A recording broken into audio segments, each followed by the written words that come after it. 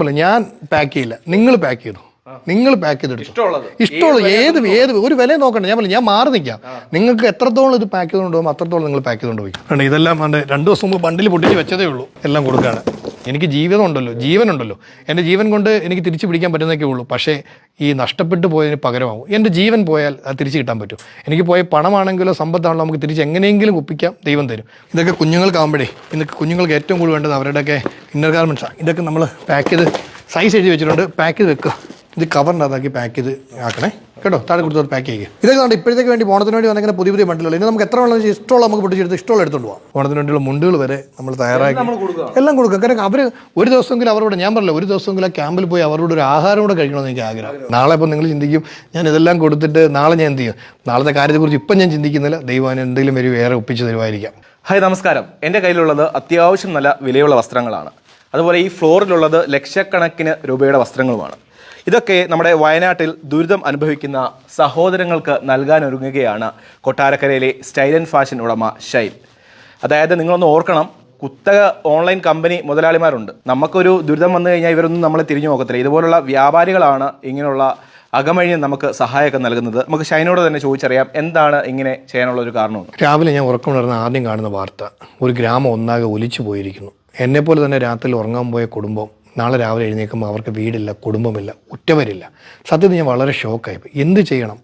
നമ്മളും ജീവിതത്തിൽ പല പല കാര്യങ്ങൾ രാത്രിയിൽ പ്ലാൻ ചെയ്ത് കിടന്നുറങ്ങും. നാളെ നമ്മളില്ലെങ്കിൽ, നമ്മളോടൊപ്പം കിടന്നവരില്ലെങ്കിൽ എന്തായിരിക്കും ജീവിതത്തിൻ്റെ അവസ്ഥ? ഞാൻ പറഞ്ഞില്ല, നമ്മളൊരു പ്രതിസന്ധി. ഞാനൊരു വ്യാപാരിയാണ്, വ്യാപാര മേഖല വളരെ പ്രതിസന്ധിയിലാണ്. അപ്പോൾ ഇതെല്ലാം കഴിഞ്ഞിട്ട് നമ്മളൊരു ഓണത്തിന് വേണ്ടി, കാരണം സാധാരണ കേരളത്തിൽ എല്ലാ വ്യാപാരികളും തന്നെ ഓണം എന്ന് പറയുന്ന വ്യാപാരികളുടെ ഒരു ഉത്സവം പോലെയാണ്. അപ്പോൾ ഒരുപാട് പ്ലാൻ ചെയ്ത് ചെയ്യും. ഞാൻ ഓരോ ദിവസവും ഇങ്ങനെ പ്ലാൻ ചെയ്ത് വലിയ വലിയ കാര്യങ്ങൾ ചെയ്യണം എന്ന് പറഞ്ഞ് പർച്ചേസൊക്കെ ചെയ്ത് സ്റ്റാർട്ട് ചെയ്ത് ഒരു ഉദ്ഘാടനം പോലും പ്ലാൻ ചെയ്ത് വെച്ചിരിക്കുന്ന സമയത്താണ് ഞാൻ കണ്ടത്. സത്യത്തിൽ ഒന്നും ചെയ്യേണ്ടതായിപ്പോയി. എന്ത് ചെയ്യാനാണ്? കാരണം നാളെ നമ്മൾക്ക് ജീവനില്ല, നമ്മുടെ കൂടപ്പുറപ്പില്ലെങ്കിൽ അവരുടെ വേദനയും സങ്കടവും കണ്ടപ്പോൾ സത്യത്തിൽ ഞാൻ വളരെ ഷോക്കായിപ്പോയി. അപ്പോൾ എനിക്ക് തോന്നി എങ്ങനെ അവരൊന്ന് സഹായിക്കാൻ പറ്റും.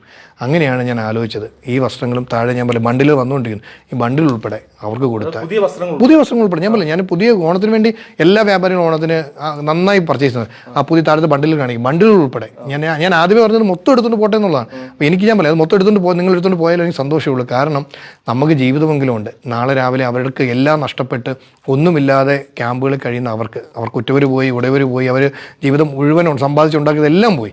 അവരെ സംബന്ധിച്ച് ഇതെങ്കിലും കൊടുത്ത് അവർക്ക് വസ്ത്രം, നമ്മളറിയാലോ, ഒരാളുടെ ബേസിക് നീഡ്സിൽ പെടുന്ന ആഹാരം, വസ്ത്രം, പാർപ്പിടം, അവരുടെ പാർപ്പിടം പോയി, ബാക്കിയെല്ലാം പോയി. അപ്പം നമ്മൾക്ക് എന്നെ കൊണ്ട് പറ്റുന്ന ഇത് മാത്രമേ ഉള്ളൂ. എനിക്ക് വലിയ പൈസ കൊടുത്ത് സഹായിക്കാൻ എന്നെ കൊണ്ട് പറ്റില്ല. എൻ്റെ കയ്യിലുള്ളത് മുഴുവൻ, എൻ്റെ കയ്യിലുള്ളത് എന്താണോ അതെനിക്ക് കൊടുക്കാൻ പറ്റും, അത് മുഴുവൻ അവർക്ക് കൊടുക്കാൻ ഞാൻ തയ്യാറാണ്. അതുകൊണ്ടാണ് നിങ്ങളെ വിളിച്ചത്. നിങ്ങൾ കൂടെ പോരുമെങ്കിൽ എനിക്ക് നേരിട്ട് കണ്ട്, കാരണം ഞാൻ പല വീഡിയോസും കണ്ടപ്പോൾ സത്യത്തിൽ ഇന്നലെ രാത്രി കണ്ടൊരു വീഡിയോ എന്നെ ഞാൻ കരഞ്ഞുപോയി. കാരണം ഒരു പിതാവ് സ്വന്തം മകളെ കാണാനില്ല. ആ പുള്ളി വേറെ സ്ഥലത്തായിരുന്നു, അവരുടെ ഗ്രാൻഡ് പേരൻസിനോട് തന്നെ അവരുണ്ടായിരുന്നു. ആ കാണുന്നില്ല, ഇനി എങ്ങനെ കണ്ടുപിടിക്കും? അതേ ഷേപ്പിലുണ്ടാവുമോ? അല്ലെങ്കിൽ ഈ കൂട്ടിയിട്ടിരിക്കുന്ന, നമ്മൾ പറയുമല്ലോ, ഞങ്ങൾ ഈ പറയുമ്പോൾ വേദന കൊണ്ട് പറയും, നമ്മൾ ഈ പറഞ്ഞ നമ്മൾ കടയിൽ വെക്കുന്ന മാനിക്യൂൻസൊക്കെ ഒരു ഗോഡൗണിൽ കൂട്ടിയിടുമ്പോൾ അതിന് തപ്പിപ്പിടിച്ച് ചില കണ്ടുപിടിക്കുന്ന പോലെ കൂട്ടിക്കിടക്കുന്ന ജീവനുള്ള അല്ലെ ജീവൻ പോയ സ്വന്തം ഉടപ്പറന്നവരെ കണ്ടുപിടിക്കേണ്ടി വരുന്ന ഒരു പിതാവിൻ്റെ അവസ്ഥ ഓർത്തപ്പോൾ സത്യത്തിൽ കരഞ്ഞുപോയി.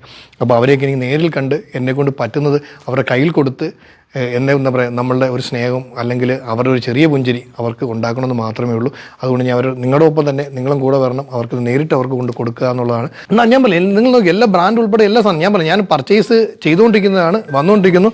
എൻ്റെ എന്ത് സാധനം ഉണ്ടായാലും നമുക്ക് ഒരുമിച്ച് പോയി കൊണ്ടുപോകാൻ തയ്യാറാണ്. എത്ര വണ്ടിയിലാണ് നമ്മൾ പാക്ക് ചെയ്ത് കൊണ്ട് കൊടുത്തിരിക്കും. അതെൻ്റെ ഒരു സ്നേഹം, വേറെ ഒന്നും കൊണ്ടല്ല. അവർക്ക് നഷ്ടപ്പെട്ടവർക്ക് തിരിച്ചു കൊടുക്കാൻ നമുക്ക് ഒന്നും പറ്റില്ല. അവർ ഉറ്റവരെ നമുക്ക് തിരിച്ചു കൊടുക്കാൻ പറ്റില്ല.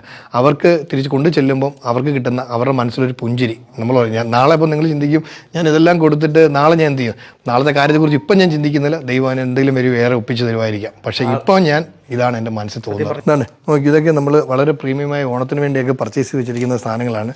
താഴെ ഗോഡൗണിലുണ്ടല്ലോ കുഞ്ഞുങ്ങൾക്ക് വേണ്ടിയുള്ള മുണ്ടുകൾ വരെ നമ്മൾ ഓണത്തിനാണ് കൂടുതൽ മുണ്ടുകൾ അവർ ഉപയോഗിക്കുന്നത്. ഓണത്തിന് വേണ്ടിയുള്ള മുണ്ടുകൾ വരെ നമ്മൾ തയ്യാറാക്കി എല്ലാം കൊടുക്കുക. കാരണം അവർ ഒരു ദിവസമെങ്കിലും അവരോട്, ഞാൻ പറഞ്ഞില്ല, ഒരു ദിവസമെങ്കിലും ആ ക്യാമ്പിൽ പോയി അവരോട് ഒരു ആഹാരം കൂടെ കഴിക്കണമെന്ന് എനിക്ക് ആഗ്രഹം. സമയം പോലെ ഈ കുഞ്ഞുങ്ങളുടെ വസ്ത്രങ്ങളെല്ലാം ഞാൻ പറഞ്ഞില്ല, ഞാൻ പാക്ക് ചെയ്യില്ല, നിങ്ങൾ പാക്ക് ചെയ്തു. നിങ്ങൾ പാക്ക് ചെയ്തെടുത്തു. ഇഷ്ടമുള്ള ഏത് ഒരു വില നോക്കണ്ട. ഞാൻ മാറി നിൽക്കാം. നിങ്ങൾക്ക് എത്രത്തോളം ഇത് പാക്ക് ചെയ്തുകൊണ്ട് പോകുമ്പോൾ അത്രത്തോളം നിങ്ങൾ പാക്ക് ചെയ്തുകൊണ്ട് പോയിക്കോളൂ. അവർക്ക് കൊടുക്കുക, നമ്മളും കൂടെ വന്ന് അവരൊന്ന് കണ്ടാൽ മാത്രം മതി. കാരണം നമ്മൾ പറഞ്ഞല്ലോ, ഈ ഒരു കാലത്ത് സ്നേഹത്തിനപ്പുറത്തേക്ക് പകരം കൊടുക്കുക ഒന്നുമില്ല. അപ്പോൾ നമ്മൾ എന്നെക്കൊണ്ട് പറ്റുന്നതിൻ്റെ ഒരു ലിമിറ്റ് എനിക്കിതേ ഉള്ളൂ. എൻ്റെ കയ്യിലുള്ളതല്ലേ നമുക്ക് ചെയ്യാൻ പറ്റൂ.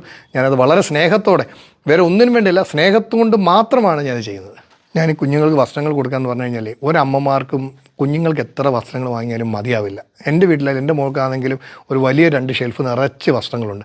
ഇതെല്ലാം അവർ പ്രതീക്ഷയോടെ കരുതി വെച്ചാൽ അതെല്ലാം ഒലിച്ചു പോയത്. അപ്പോൾ അതുകൊണ്ട് തന്നെ ഞാൻ പറയുന്നത് ചിലപ്പോൾ അവർക്ക് കൊണ്ട് കൊടുക്കുമായിരിക്കാം, പക്ഷേ ഞാൻ പറയുന്നത് അവരിഷ്ടപ്പെടുന്ന ഇത് അവർക്ക് സന്തോഷിക്കാൻ പറ്റുന്നത്. കാരണം അതുകൊണ്ട് ഇത്രയും നല്ല വസ്ത്രങ്ങൾ കൊടുക്കുമ്പോൾ അവരുടെ മനസ്സിൽ, കുഞ്ഞുങ്ങളുടെ മനസ്സിൽ ഒരു ചെറിയ, നമ്മളല്ലേ ഒരു കരയുന്ന കുഞ്ഞിന് ഒരു കളിപ്പാട്ടം കൊടുത്താൽ ഒരു നിമിഷമെങ്കിലും കരച്ചിലടക്കും എന്ന് പറഞ്ഞ പോലെ തന്നെയാണ് അവർക്ക് കിട്ടുന്ന പുത്തൻ ഉടുപ്പുകളും. കാര്യം പുത്തൻ ഉടുപ്പുകൾ അത്ര സ്നേഹത്തോടെ ഓരോ കുഞ്ഞുങ്ങളും വാങ്ങി. അതുകൊണ്ടാണ് കുഞ്ഞുങ്ങളുടെ വസ്ത്രങ്ങൾ കൊണ്ടു കൊടുത്ത് അവരുടെ ഒരു ചെറിയ നേരത്തേക്ക് അവരുടെ വിഷമം ഒന്ന് മാറ്റാൻ എന്നെക്കൊണ്ട് പറ്റിയാൽ അത് മതിയെന്ന് മാത്രമേ ഉള്ളൂ. കേരളം കണ്ട ഏറ്റവും വലിയ ദുരന്തത്തിൽ ഒന്നാണിത്. ഈ ദുരന്തത്തിൽ നമ്മളുടെ സന്തോഷത്തെക്കുറിച്ചോ നമ്മുടെ ലാഭത്തെക്കുറിച്ചോ ചിന്തിച്ചിട്ട് എന്ത് കാര്യം? പിന്നെ ഞാൻ പറയുന്നു, ശരിയാണ്, ഒരുപാട് പ്രതിസന്ധിയുണ്ട്. ഒരുപാട് പ്രതിസന്ധിയിൽ നിന്നും തിരിച്ച് കയറാൻ വേണ്ടിയാണ് ഞാനത് ചെയ്യുന്നത്. എൻ്റെ സ്റ്റാഫുകൾക്കായപ്പോൾ അറിയാം പല ബുദ്ധിമുട്ട്, ഞാൻ തുറന്നു പറയാൻ പറ്റാത്ത പല ബുദ്ധിമുട്ടുകളും ഞാനിപ്പോൾ അനുഭവിക്കുന്നുണ്ട്. ഈ ബുദ്ധിമുട്ടുകൾക്കിടയിൽ നിന്ന് വേറെ ദൈവം ഒരു വഴിയാണ്. എനിക്ക് ജീവിതമുണ്ടല്ലോ, ജീവനുണ്ടല്ലോ.